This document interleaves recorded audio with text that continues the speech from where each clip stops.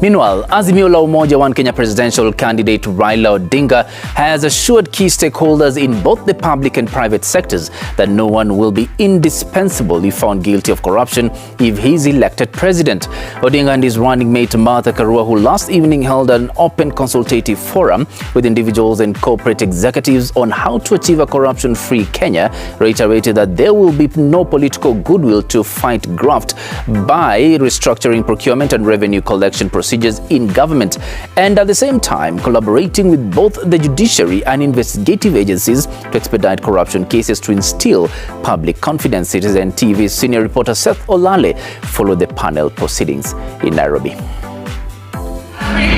Fresh from completing a 4-day campaign at the coast, the Azimio la Umoja One Kenya leaders participated in a 3-hour consultative forum with over 300 entities and corporate executives on how to put an end to corruption in both the private and public sectors. The coalition's flag bearer Raila Odinga kicking off the session by assuring key stakeholders in business, commerce and governance that his administration, if elected, will prioritize the fight against graft.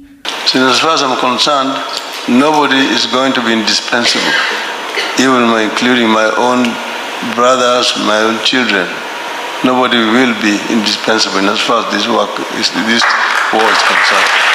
Individual entities and corporate executives in attendance sought to know which mechanisms the Azimio la Umoja One Kenya leadership will put in place to eradicate graft if elected. We can't afford to get it wrong.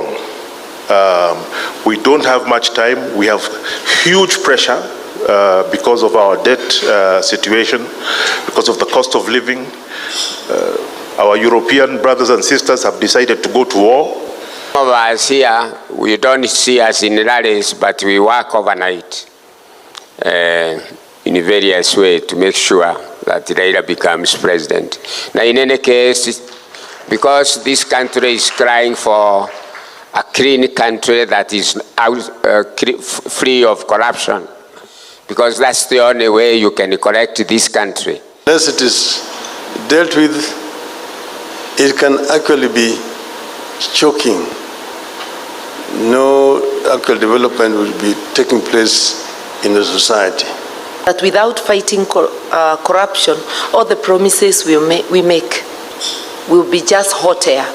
It's easy to promise, but for us to be able to have that money to do that, the resources to do what we promise, we have to fight corruption. The Azimio la Umoja One Kenya leadership seeking to have all investigative agencies taking a united front in fighting corrupt elements in governance, while at the same time calling upon the judiciary to expedite graft cases in the corridors of justice. Find, for example, the gender issue. I know there are a lot of crimes which are gender-based. But the women find the police stations very hostile. She comes and says how she has been beaten up, or she has even been raped, and the police officers are just laughing. They're doing nothing. So, they fear going to police station, and the police are the ones who are really supposed to protect them. Institutions are as good as the people who compose them, people who work in them. So our judiciary will be as good as the people, the professionals working in it. Our anti-corruption commission will be as good as the people working in it. The Azimio la Umoja One Kenya leadership has pledged to tackle corruption in its first 100 days in office if elected.